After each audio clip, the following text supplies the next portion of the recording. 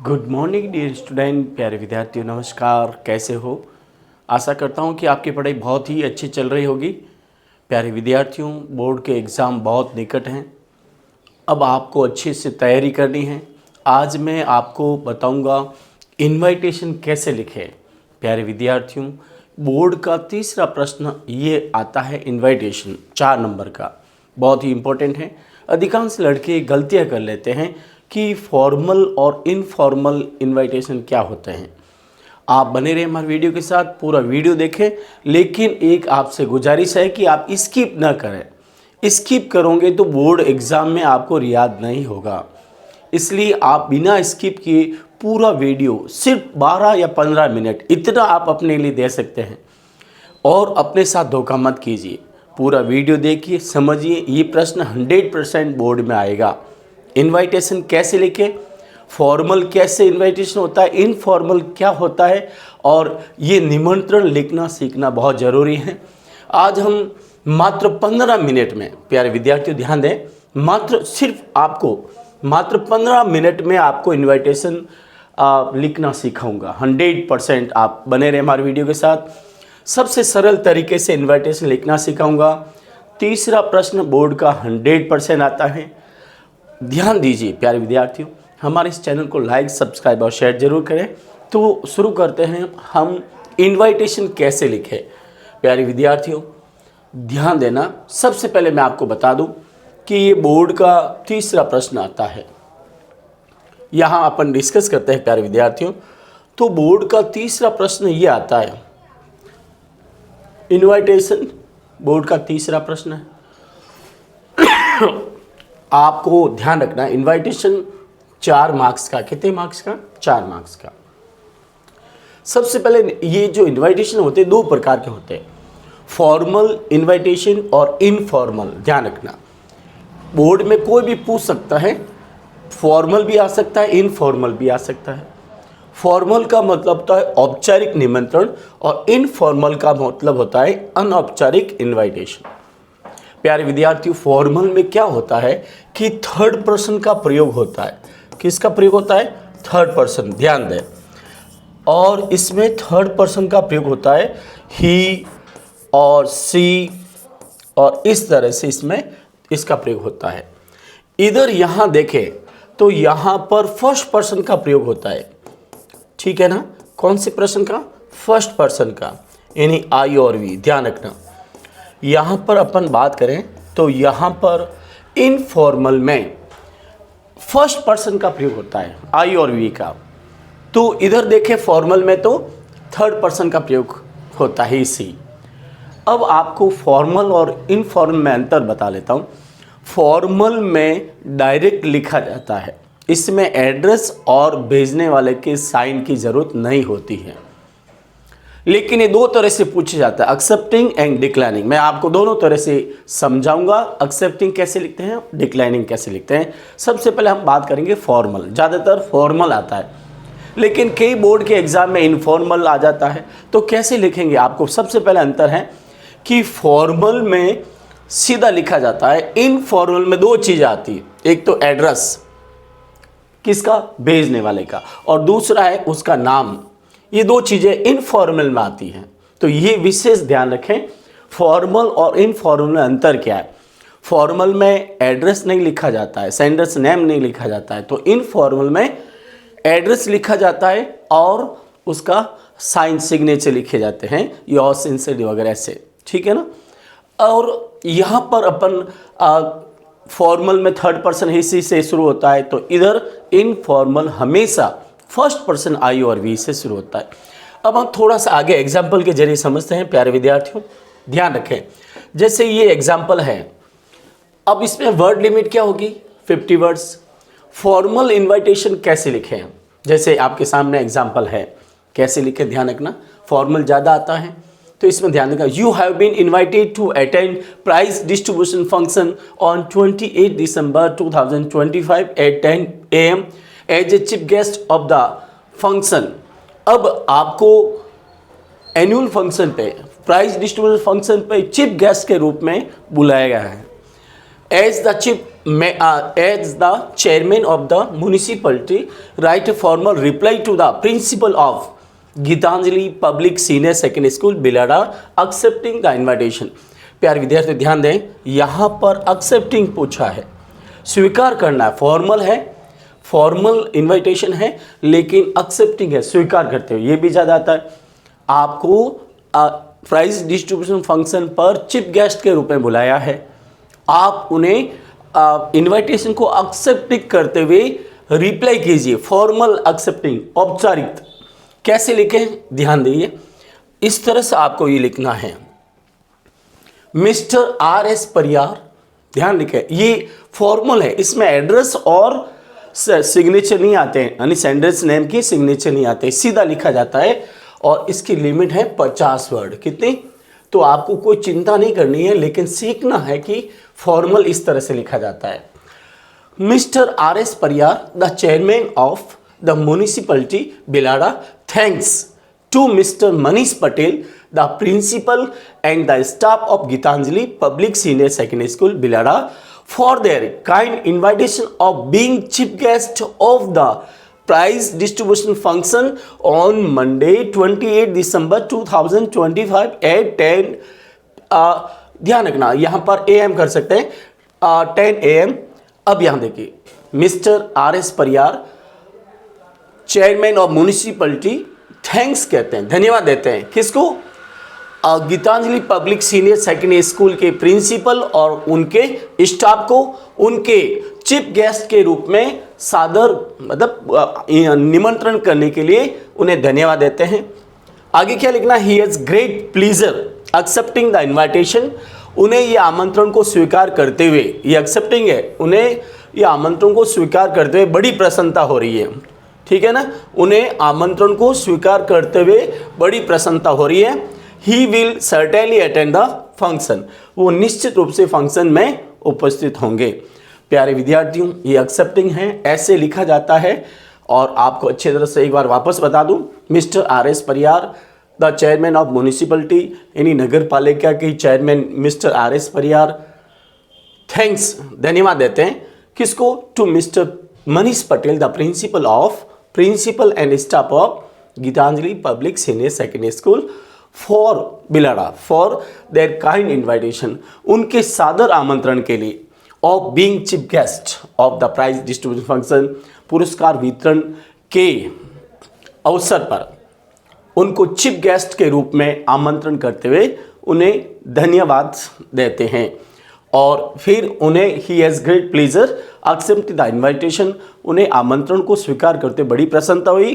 He will certainly attend the function, वो निश्चित रूप से फंक्शन अटेंड करेंगे। तो ये प्यारे विद्यार्थियों, इस तरह से आप लिखा जाता है। अब हम थोड़ा सा और चर्चा करते हैं। ये तो हो गए एक्सेप्टिंग, अब हम इसको डिक्लेयरिंग में लेंगे। तो ध्यान देना, आगे हम ध्यान जा रहे हैं, थोड़ा सा बोर्ड पर ध्यान रखेंगे तो आपको अच्छी तरह से समझ में आ जाएगा। अब हम थोड़ा सा आगे चलेंगे प्यारे विद्यार्थियों, जिसमें कैसे लिखें कि ये देखिए, अब हम एक और आगे चलते हैं थोड़ा सा, और इस तरह से हम लिखेंगे। थोड़ा सा इस पर ध्यान दें और अच्छी तरह से समझने की कोशिश करें। इस तरह के आपके ये लिखे जाते हैं। अब अगला जो है प्यारे विद्यार्थियों, वो इस तरह से मैं आपको समझा दूं थोड़ा सा।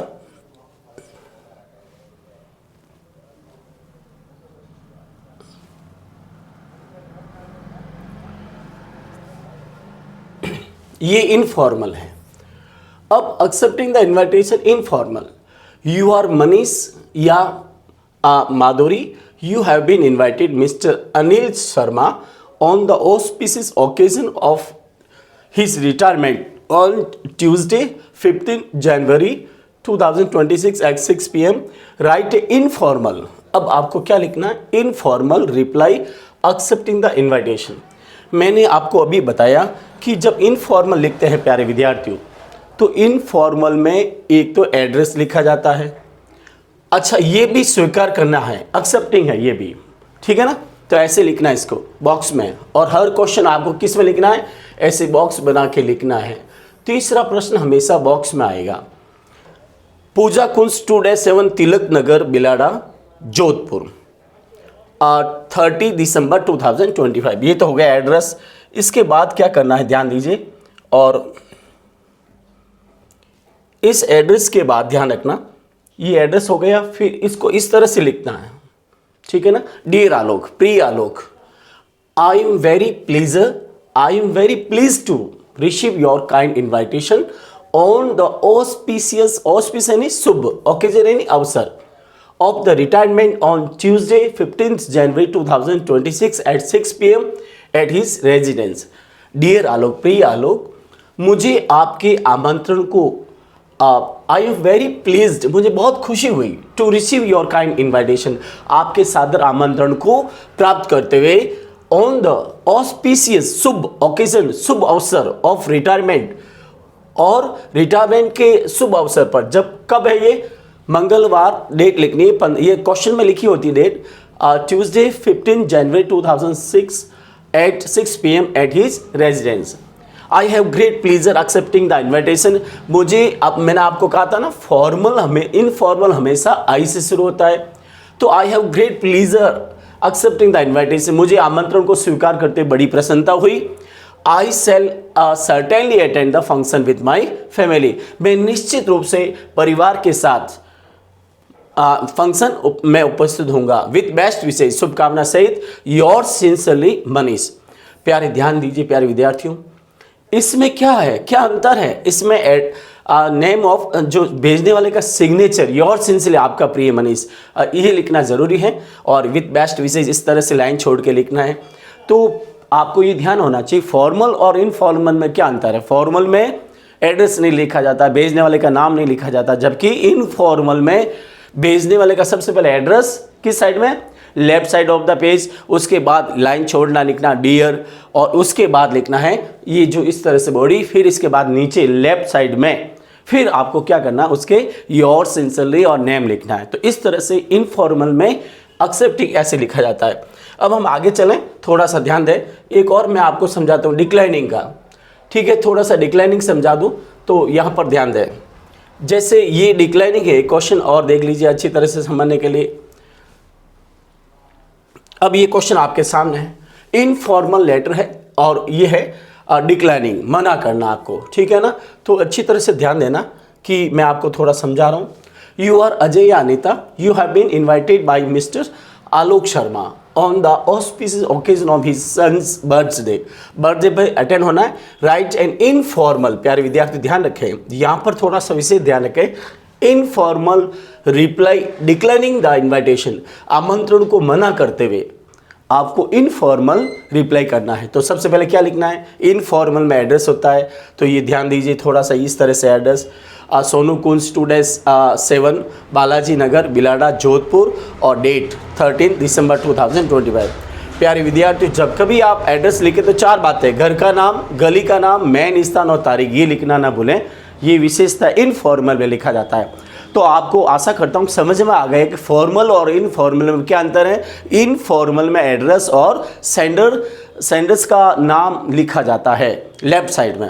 अब हम आगे चलें, तो यहाँ ध्यान दीजिए, dear Alok, I am really happy to receive your kind invitation for your son's birthday on Sunday 13 December 2025 at 6 PM at your residence.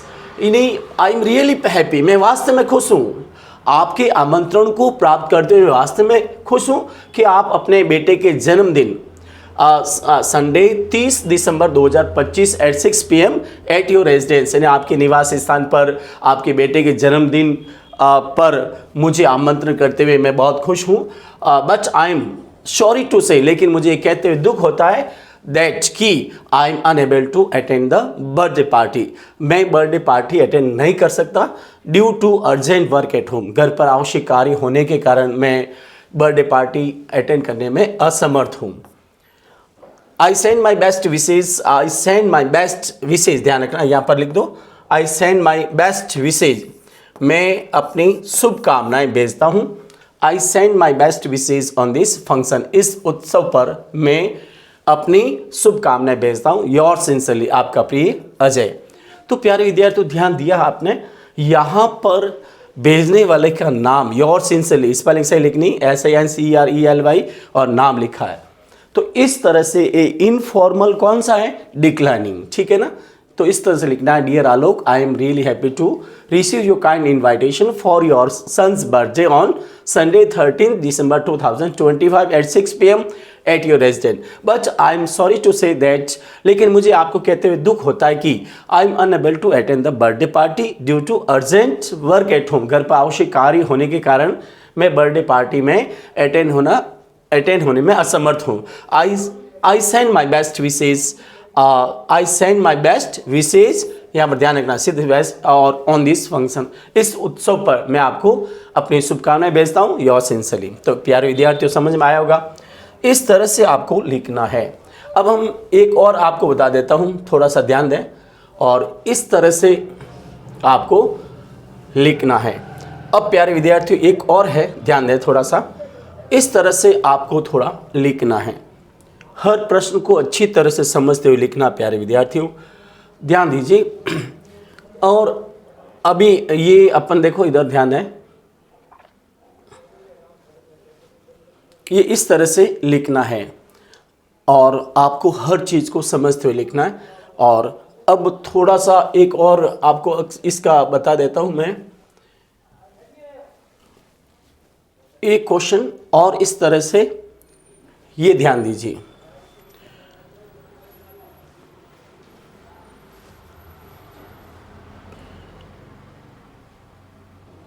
यहां भी देखिए, ये क्वेश्चन जैसे है ना, यू आर महेश या Monika, you have been invited mister Ajay Sen by mister Ajay Sen on the auspicious occasion of his daughter's marriage on Sunday 5th January 2026 at 6 PM Surya hotel new सड़क Bilara. Write a formal reply, ध्यान रखना यहाँ पर फॉर्मल रिप्लाई डिक्लाइनिंग। अब मैं आपको formal जो invitation उसका डिक्लाइनिंग बता रहा हूँ, मना करना आपको। तो प्रश्न ये है कि माना कि आप मनीष या मोनिका है और आपको मिस्टर अजय सोनी ने अपने बेटी की शादी में जो शनिवार 5 जनवरी 2026 उनके 6 बजे सूर्या होटल में आपको आमंत्रित किया है, और ये कहाँ पर है, न्यू सड़क बिलाड़ा, सब लिखना है। Right a formal reply declining, आपको मना करना है यहाँ पर, ठीक है ना, क्या करना है, डिक्लाइनिंग करना है। आपको एक्सेप्ट नहीं करना, एक्सेप्टिंग और डिक्लाइन में अंतर होता है, तो ये इस तरह से लिखना है, मिस्टर महेश थैंक्स, मिस्टर, अब इसको अपन ने मान लिया, mister Mahesh thanks to mister Ajay Soni for his kind invitation. Mister Mahesh mister Ajay Soni को उनके सादर आमंत्रण के लिए, निमंत्रण के लिए धन्यवाद देता है। ध्यान रखना, उनके सादर निमंत्रण के लिए, ऑस्पिशियस शुभ occasion of his daughter's marriage, उनकी बेटी की सादर निमंत्रण के लिए धन्यवाद देते हैं। कब है ये, Sunday 5th January 2026 at 6 PM at Surya hotel new सड़क बिलाड़ा। इस तरह से आपको लिखना है, न्यू सड़क क्या लिखना है, बिलाड़ा। तो प्यारे विद्यार्थी, थोड़ा सा अच्छी तरह से ध्यान दें और कोशिश करें कि आप सही लिखें। यहाँ पर न्यू सड़क बिलाड़ा है और इस तरह से लिखना है, mister Mahesh thanks, mister Mahesh धन्यवाद देता है टू मिस्टर अजय सोनी को फॉर हिज काइंड इन्विटेशन, उसके सादर निमंत्रण के लिए। निमंत्रण कौन था, ऑन द ऑस्पिशियस ओकेजन, शुभ अवसर ऑफ हिज डॉटर, उनकी बेटी की शादी के शुभ अवसर पर उनके सादर निमंत्रण के लिए बहुत बहुत धन्यवाद देता है। और शादी का डेट लिखनी इस तरह से, और फिर उसके बाद बट ही इज़ सॉरी। अब मैंने आपको बताया कि जब फॉर्मल हमेशा किससे शुरू, ही सी थर्ड पर्सन है, but he is sorry to say, लेकिन उन्हें ये कहते हुए दुख होता है that he is unable to attend the marriage, कि वो शादी में उपस्थित होने से असमर्थ है, शादी में उपस्थित होने के लिए असमर्थ है, due to urgent work at home, कोई भी कारण बता दीजिए, घर पर आवश्यक कार्य होने के कारण वो शादी में उपस्थित होने से असमर्थ है। ही सेंड्स, अब मैंने कहा ना एक वचन के लिए ऐसा आएगा, यहाँ थर्ड पर्सन में ही लिखना है फॉर्मल को। He sends his best wishes on this occasion, इस अवसर पर वो अपनी शुभकामनाएं भेजता है। तो प्यारे विद्यार्थियों, ध्यान रहे, 100% तीसरा प्रश्न आएगा। और आपको मैंने बताया फॉर्मल और इनफॉर्मल में अंतर, और आपको एक्सेप्टिंग और डिक्लाइनिंग बताया। फॉर्मल ज़्यादातर आता है, आप अच्छी तरह से याद कर लें। फॉर्मल में हमेशा एक वचन होने पर थैंक्स आता है, और कई बार मिसेज एंड मिस्टर एस के शर्मा थैंक, जब दो हो तो थैंक ही आता है, और एक होने पर थैंक्स लिखा जाता है। डेट वही लिखनी जो क्वेश्चन में आता है, स्थान वही लिखना, टाइम वही लिखना, सिर्फ बाद में क्या लिखना, ही has great pleasure accepting the invitation, और लास्ट में लाइन लिखनी है, और ही will certainly attend the function, इस तरह से लाइनें लिखनी है। इनफॉर्मल में आई से शुरू होता है, ध्यान रखें, और यहाँ एड्रेस लिखा जाता है, फिर बॉडी लिखी जाती है हल्की सी, और उसके बाद भेजने वाले के सिग्नेचर। प्यारे विद्यार्थियों, हमारे इस चैनल को लाइक, सब्सक्राइब और शेयर जरूर करें। आशा करता हूँ कि आपको इन्विटेशन लिखना समझ में आया होगा, और फॉर्मल और इनफॉर्मल एग्ज़ाम में कोई भी आ सकता है, आपको थोड़ा सा ध्यान रखना है, फॉर्मल कैसे लिखे, इनफॉर्मल कैसे लिखे। अगर आपको और समझ में नहीं आया है तो आप अपने कमेंट बॉक्स में तो लिख सकते हैं, मैं आपके क्वेश्चन का रिप्लाई करूंगा। साथ ही आप हमारे इस चैनल को लाइक, सब्सक्राइब और शेयर जरूर करें। Thank you very much, take care, goodbye, we will see you in our next video, take care, best of luck.